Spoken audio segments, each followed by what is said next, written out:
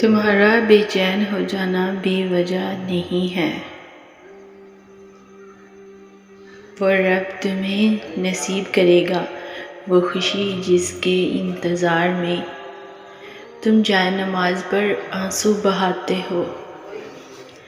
جب انسان بے حد تکلیف میں ہوتا ہے اور مسکرا کر کہتا ہے کہ میں نے یہ معاملہ اللہ کے سپرد کیا، تو یقین مانو فرش سے لے کر عرش تک ہر چیز لرز جاتی ہے، اور وہ آہ سیدھا ساتویں آسمان تک پہنچ جاتی ہے۔ جب معاملہ اللہ کے سپرد کر دیا جائے تو ظالم بچ نہیں پاتا۔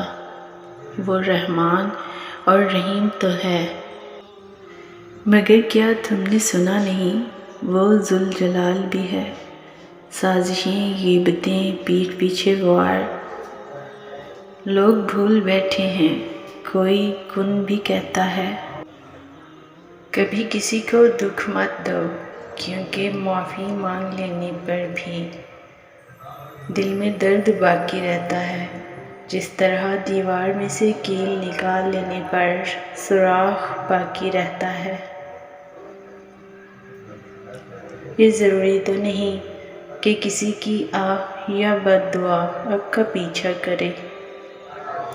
کسی کا صبر بھی آپ کے راستے میں کھڑا ہو سکتا ہے۔ یہ دنیا مکافات عمل ہے۔ آج تم کسی کی راہ میں پتھر رکھو گے تو آنے والا وقت تمہاری راہ میں پہاڑ بن جائے گا۔ جب ایک صبر کر رہا ہو تو دوسرا مکافات عمل کے لیے تیار کیا جا رہا ہوتا ہے۔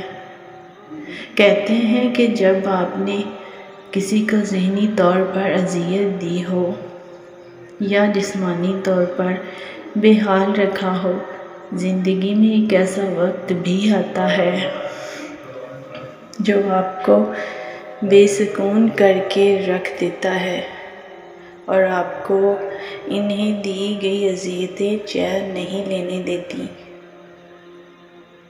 پھر چاہے اگلے بندے نے مکافات عمل کی دعا کی ہو یا نہیں، وقت کسی کا ادھار نہیں رکھتا، جو دو گے وہ سود سمیت واپس ملے گا۔